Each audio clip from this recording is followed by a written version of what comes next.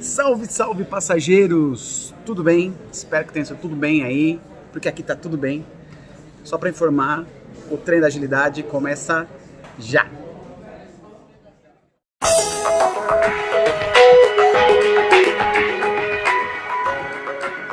Salve pessoal, estamos de volta aqui. Antes de tudo aqui, eu queria deixar aqui o meu pedido de desculpas, né, para os meus seguidores, né?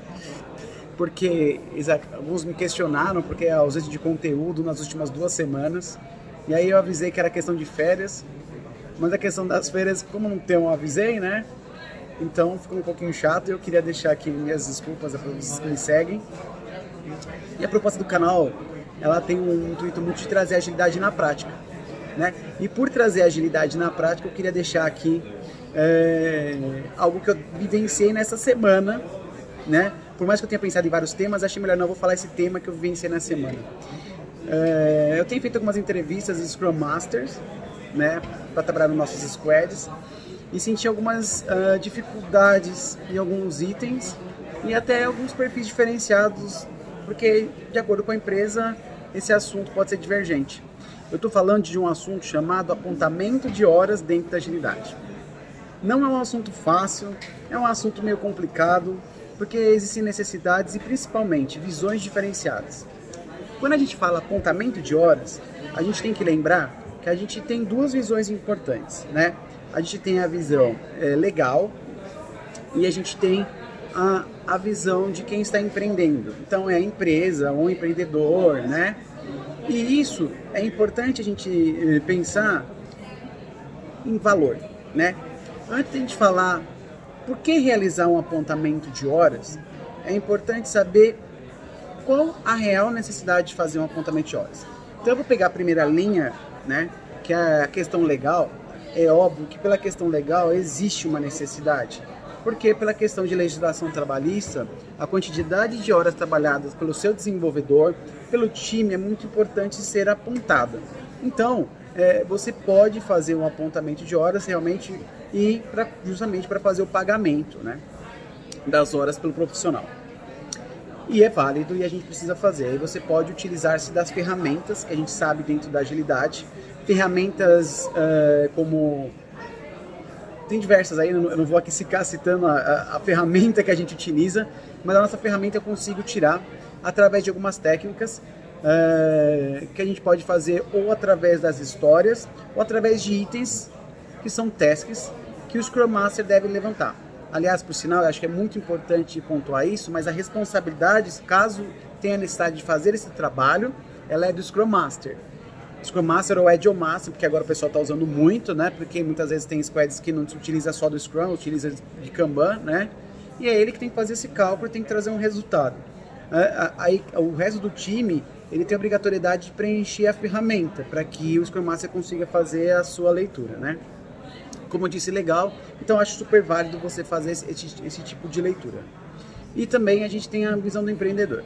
Quando a gente fala visão do empreendedor, toda vez que a gente vai fazer alguma coisa, eu acho que é super válido a gente se perguntar, por que eu estou fazendo isso?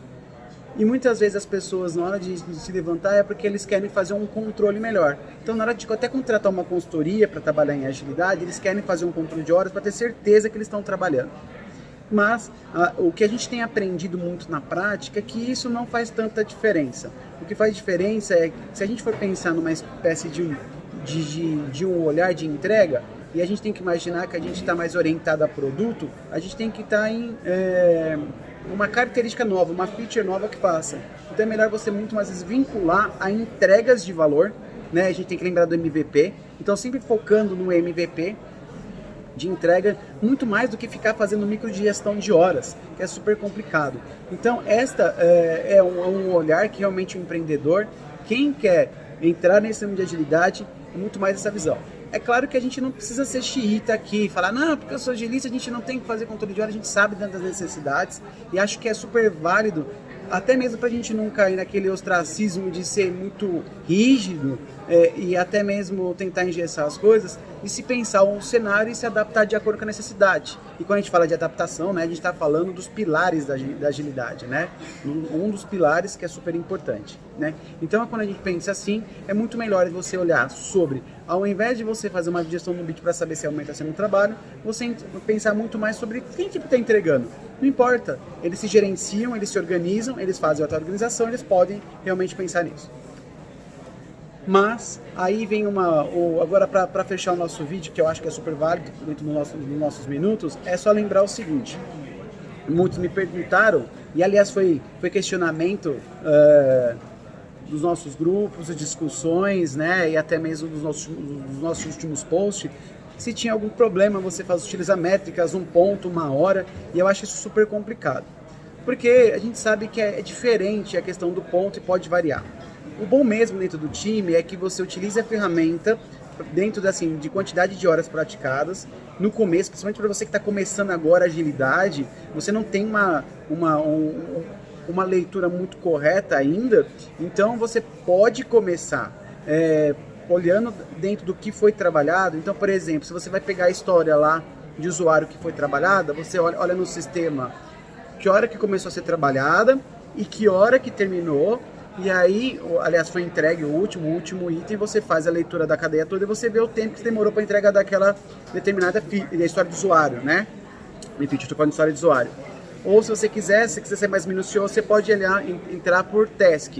E aí você vê cada um que fez aquela atividade, você pode somar e depois o resultado. É muito mais trabalhoso, pode ser insano, mas isso dá mais realidade caso haja mais necessidade.